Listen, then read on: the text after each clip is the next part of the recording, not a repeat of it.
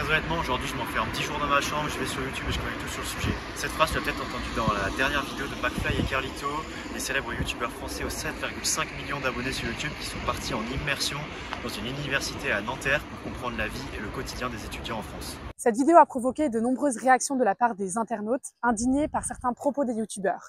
Ils les jugent déconnectés de la réalité.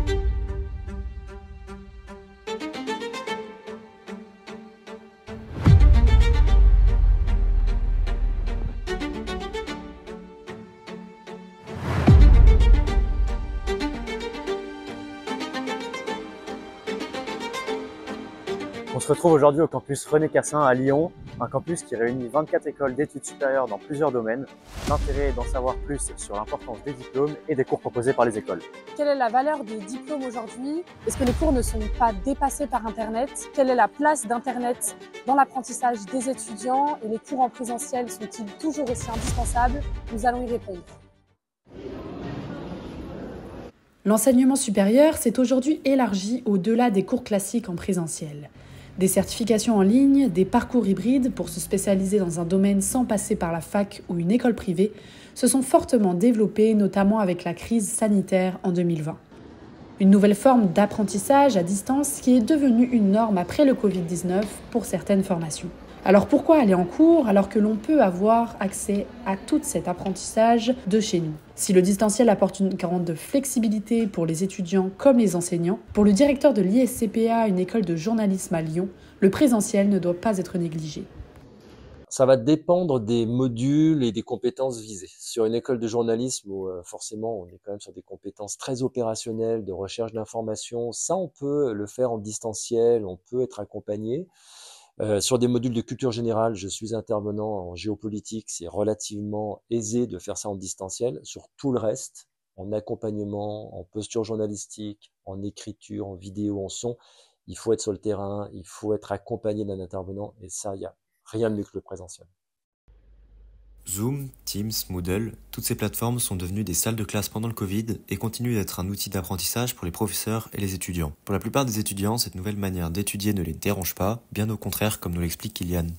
Je serais pour l'hybride, donc les deux ça me va, mais finalement le distanciel on l'a goûté un peu avec le confinement et c'est quelque chose qui m'a plutôt plu, donc je serais plutôt pour le distanciel, oui. Mais pour d'autres, l'enseignement en distanciel ne leur convient pas. Quand on est en distanciel, c'est assez facile de se distraire étant donné qu'avec nos téléphones ou nos ordinateurs, on peut faire tout ce qu'on veut. Il suffit de recevoir une notification pour qu'on décroche. Si on veut vraiment suivre un cours et évoluer dans la matière, je pense que le plus important, c'est d'être en cours et d'avoir le professeur qui est en face de nous et qui nous donne cours. Et puis c'est plus humain, ça nous permet d'avoir un contact social avec le professeur, avec les camarades de classe. Quand j'ai des cours en distanciel, j'y arrive pas et je reste pas concentrée. Donc,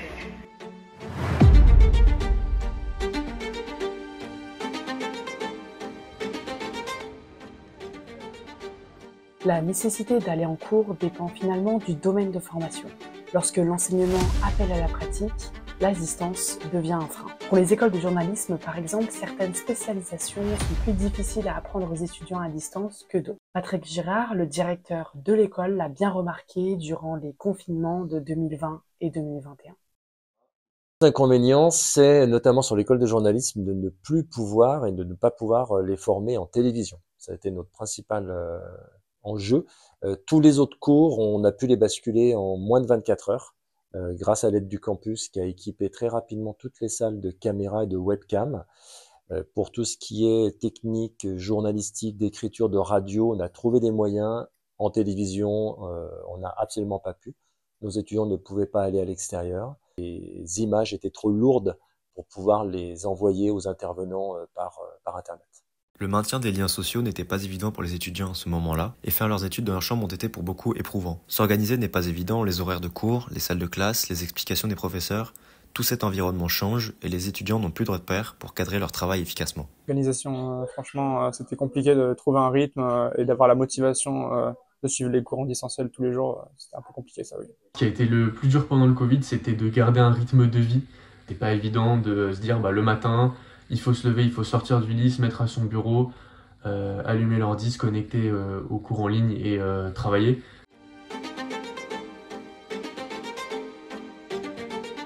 final, étudier de chez soi fait perdre davantage des compétences de travail plutôt que des connaissances pures et dures, puisqu'il existe aujourd'hui de nombreux outils pour permettre de transmettre un enseignement à distance. Mais la motivation dépend de la volonté des étudiants, de leur implication personnelle. Prendre son téléphone et faire le minimum, c'est possible en étudiant à distance, mais cela peut porter défaut à l'avenir des étudiants. Je trouve qu'ils ont été pénalisés dans leur autonomie, dans leur envie d'en faire un petit peu plus, dans leur niaque, je dirais. Et là, effectivement, on a une petite génération qui a peut-être un petit temps de retard en termes de réactivité par rapport à ceux qui ont plus l'habitude d'être dans le rush des reportages. Aujourd'hui, plus d'un étudiant sur deux consulte Internet avant même de lire son cours, que ce soit des pages Wikipédia, des pages d'articles, des vidéos explicatives sur YouTube ou des blogs. Une simple connexion et 2-3 mots tapés dans la barre de recherche et les connaissances s'affichent. Je trouve que c'est plus adapté à ce qu'on recherche, parce qu'on trouve directement ce qu'on veut avec Internet, alors que les cours, c'est quelque chose d'assez formaté et on ne peut pas avoir tout ce qu'on veut en attente. Si Internet apporte des connaissances à l'infini, la présence et les conseils d'un professeur ne sont pas négligeables et certains étudiants sont de cet avis. J'apprends plus avec un professeur qu'avavec Internet. Le type d'informations et toutes les informations qui existent se retrouvent sur Internet, mais je préfère personnellement apprendre avec un professeur parce qu'en fait on peut lui poser des questions directement dans les sciences. Quand on essaye d'apprendre un domaine en sciences, du coup il faut s'entraîner avec des exercices. C'est assez compliqué de trouver en fait des réponses aux questions auxquelles on se pose, par exemple comment est-ce qu'on arrive à calculer ça ou quoi. En vérité, Internet délivre des connaissances, mais les professeurs sont là pour accompagner les élèves. J'attends, au sens très positif du terme, du coaching, qu'ils amènent leur plus-value de partage d'expérience, de partage de bonnes pratiques et de débrief.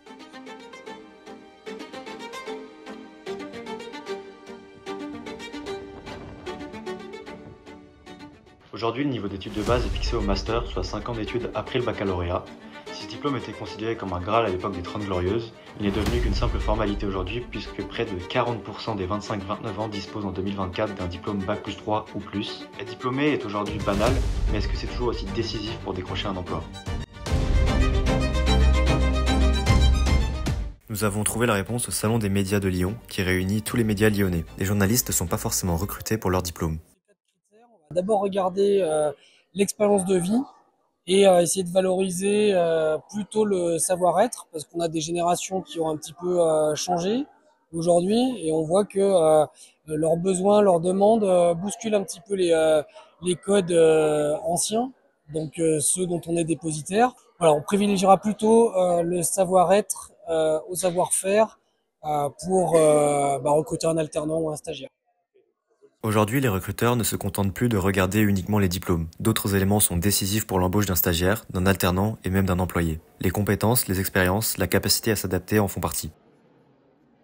Pour exercer certaines professions, la possession d'un diplôme d'État ou spécifique est obligatoire puisqu'on ne devient pas médecin ou expert comptable en toquant seulement à la porte des recruteurs. Mais l'école n'est pas la seule option pour obtenir certaines compétences requises dans un domaine particulier. Pour le journalisme, une personne peut obtenir sa carte de presse sans être passée par une école spécialisée dans ce domaine-là. Pour le directeur Patrick Girard, un diplôme n'est pas une obligation, mais il permet d'appuyer et de rassurer le recruteur. De passer par une école de journalisme, si elle est crédible et quand même qu'elle forme bien les jeunes, c'est l'assurance pour l'employeur que l'étudiant ou le diplômé, il est passé entre de bonnes mains et qu'il sait faire et qu'il a cette vraie posture journalistique contradictoire. Donc je trouve que c'est un gage de crédibilité, mais c'est pas une obligation.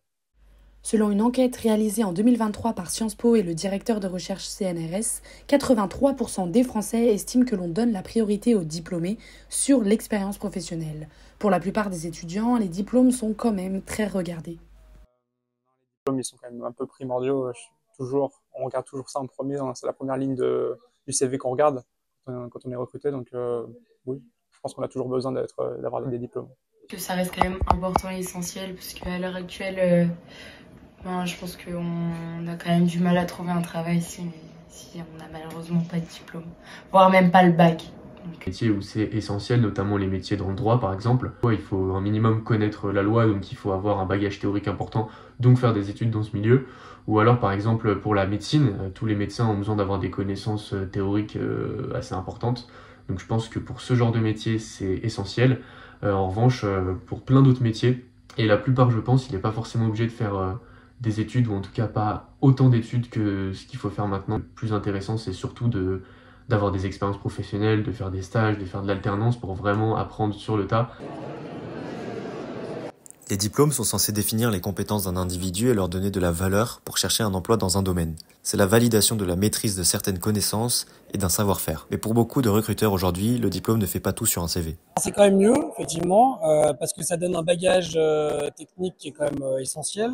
Par contre, rien ne vaut l'expérience sur le terrain, les alternances, les stages. Et nous, on aura d'ailleurs plutôt tendance, avant d'étudier un CV, à appeler les anciens tuteurs de l'étudiant pour savoir un petit peu comment il travaillait, comment il se conduisait, comment il était en général.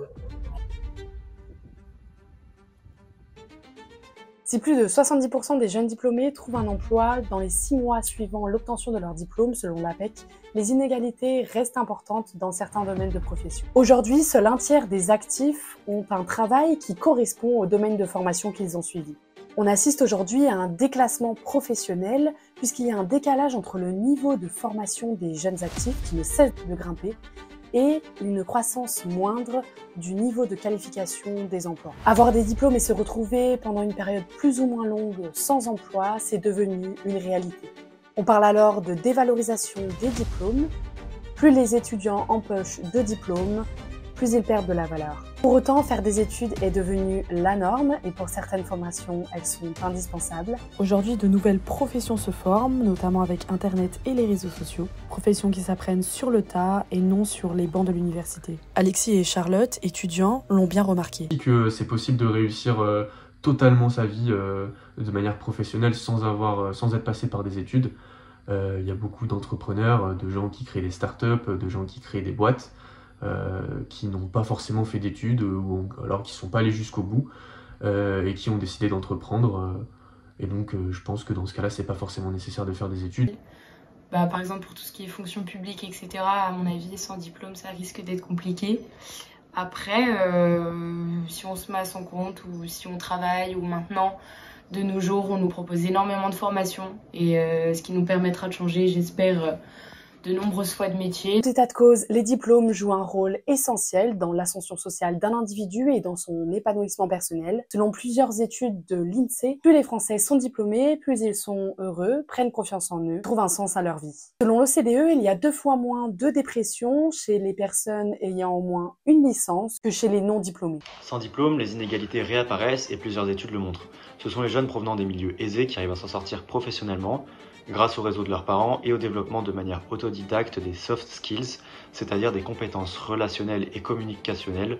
Ils peuvent rattraper leur retard facilement avec un coup de pouce de leurs parents dans la plupart des cas. Certes, avec Internet et des cours en ligne, on peut apprendre, étudier, se renseigner sur un sujet. Mais pour entrer dans le monde du travail, un diplôme délivré par une faculté ou une école privée apporte tout de même une certification formelle des compétences techniques d'un étudiant. Pour ce qui est du savoir-être et des compétences relationnelles des étudiants, les écoles supérieures sont formatrices puisqu'il s'agit d'un lieu de sociabilisation. Pour autant, ces compétences dépendent du caractère et de la conscience personnelle de chacun et ne dépendent pas véritablement des diplômes et des études suivies.